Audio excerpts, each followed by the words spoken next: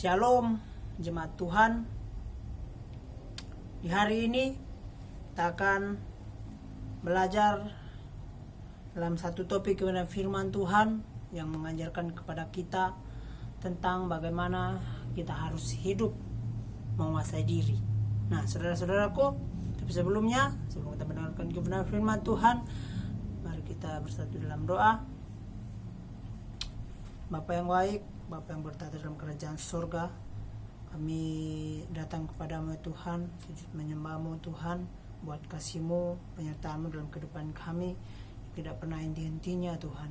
Kami ada sebagaimana kami ada, itu bukan karena kekuatan kami, itu bukan karena kehebatan kami, melainkan karena belas kasih Tuhan dalam kehidupan kami.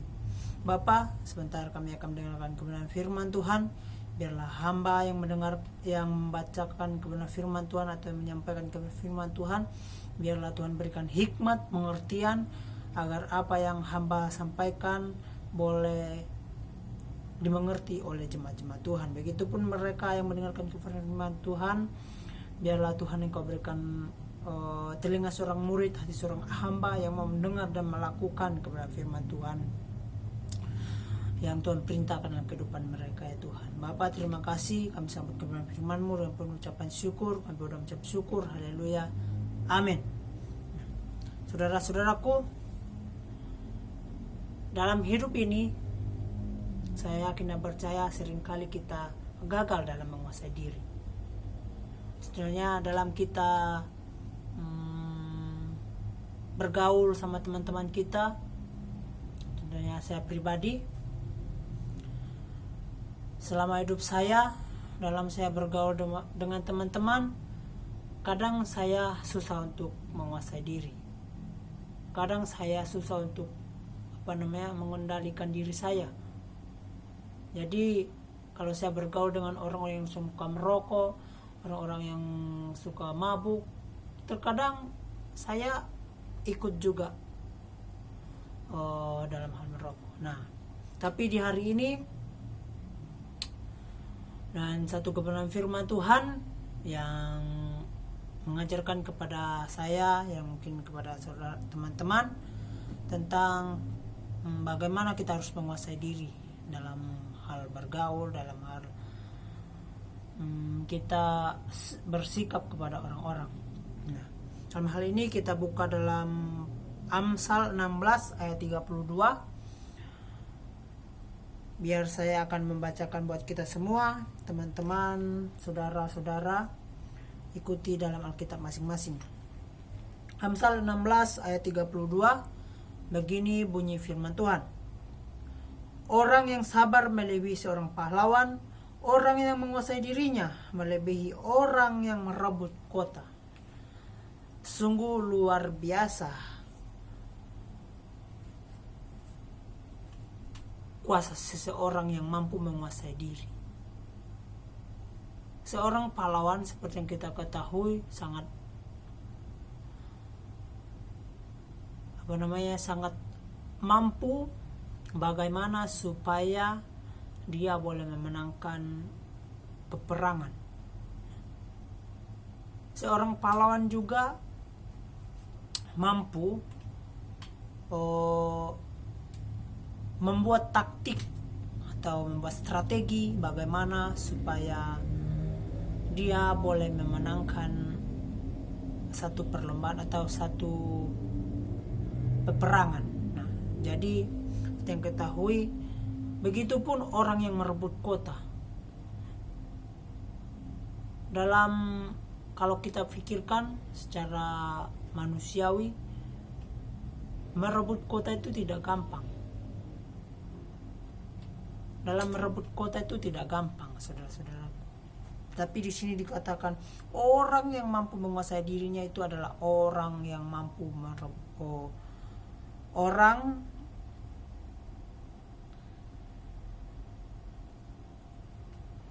melebihi orang yang merebut kota. Nah, jadi dalam hal ini kita harus mampu menguasai diri kita dalam tingkah laku kita, dalam kita bergaul dengan teman-teman yang mungkin bisa dikatakan yang kurang mampu memberikan pengajaran yang baik bagi kehidupan kita.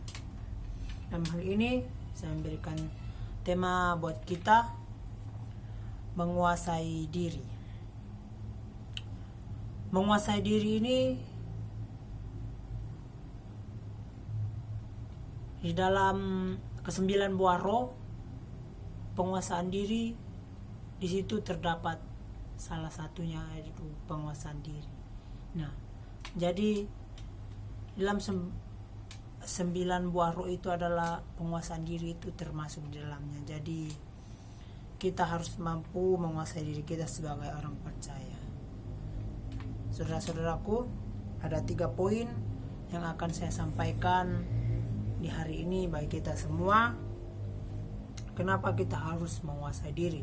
Yang pertama, menguasai diri dari keinginan hawa nafsu. Nah, terdapat dalam 1 Korintus pasal 7 ayat yang ke-9. Saya bukakan buat kita semua. 1 Korintus pasal 7 ayat yang ke-9 kata seperti ini. Tetapi kalau mereka tidak dapat menguasai diri, baiklah mereka kawin, sebab lebih baik kawin daripada hangus karena hawa nafsu. Sangat, saudara-saudaraku, di sini ditulis oleh Paulus yang dimana berikut tentang hal perkawinan. Ternyata saudara-saudaraku, besar juga kuasa kuasa hawa nafsu. Kalau kita tidak mampu menguasai diri kita dalam hal hawa nafsu,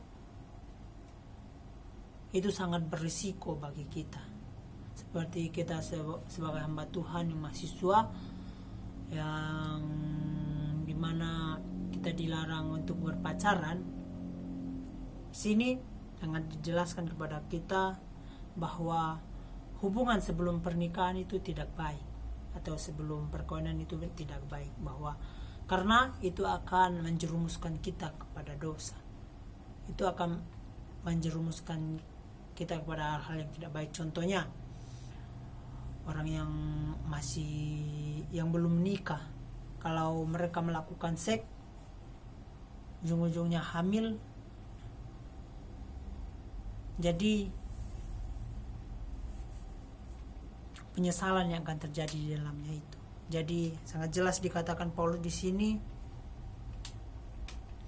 Tetapi kalau mereka tidak dapat menguasai diri, lebih baik dia kawin daripada dia hangus karena hawa nafsu. Jadi saudara-saudaraku, kita harus mampu menguasai diri kita dalam segala hal. Dalam tingkah kita, dalam kita mengendalikan diri kita, keinginan daging kita, kita harus mampu mengendalikannya itu. Karena kita orang yang percaya, kita orang yang sudah dibebaskan daripada kutuk dosa, kita harus mampu menguasai diri kita. Karena Yesus Kristus bersama dengan kita. Nah, kita langsung ke poin yang kedua. Mengapa saya mengangkat poin yang menguasai diri? Karena yang kedua, menguasai diri untuk bisa berdoa. Kita sebagai orang percaya, tugas kita adalah bagaimana kita berkomunikasi dengan Tuhan, bagaimana kita menyampaikan segala isi hati kita kepada Tuhan, yaitu berdoa. Kita buka dalam 1 Petrus 4 ayat 7. 1 Petrus 4 ayat 7. Ini firman Tuhan, kesudahan segala sesuatu sudah dekat, karena itu kuasailah dirimu dan jadilah tenang supaya kamu dapat berdoa. Nah, saudara-saudaraku, dalam hal ini tugas kita sebagai orang percaya itu berdoa dalam segala permasalahan kita, dalam segala apa yang kita alami dalam kehidupan kita. Jangan kita sampaikan kepada teman-teman kita, jangan kita sampaikan kepada saudara kita, tetapi kita sampaikan kepada Tuhan, yaitu lewat doa. Jadi saudara-saudaraku, seringkali dalam hidup ini karena banyak pekerjaan, banyak aktivitas yang kita lakukan, kita capek, kita lelah, jadi kita lupa untuk berdoa. kita sebagai orang percaya yang tahu kebenaran, kita harus mampu meluangkan waktu kita untuk berdoa kepada Tuhan, mengucap syukur kepada Tuhan. Jadi secapek apapun kita, selelah apapun kita harus mampu berdoa, harus harus meluangkan waktu untuk berbicara kepada Tuhan. Jadi poin kedua yang saya buat di sini adalah menguasai diri untuk bisa berdoa. Nah, sangat jelas dikatakan dalam hal ini dalam 1 Petrus pasal 4 ayat pertama, sangat jelas mengatakan kepada kita bahwa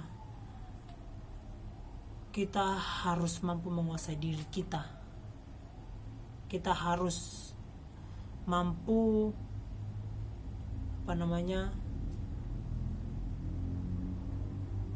mengambil waktu untuk kita berdoa kepada Tuhan. Jadi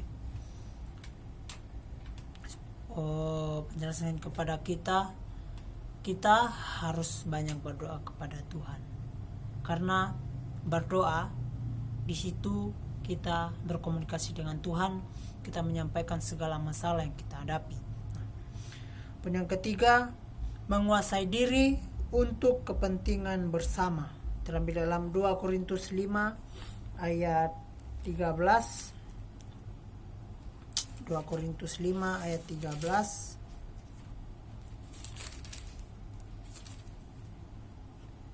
Saya bacakan kepada kita. Sebab jika kami tidak menguasai diri, hal itu adalah dalam pelayanan Allah, dan jika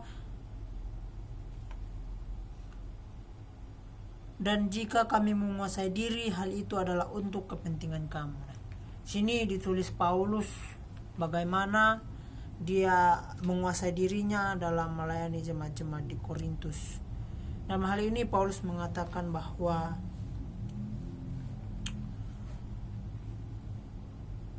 kita lihat di ayat 1, kami tahu apa artinya takut akan Tuhan, karena itu kami berusaha meyakinkan orang bagi Allah, hati kami nyata dengan terang, dan aku harap hati kami nyata juga demikian bagi pertimbangan kamu. Nah, di sini di 2 Korintus ini pasal 5 perikopnya itu pelayanan untuk perdamaian.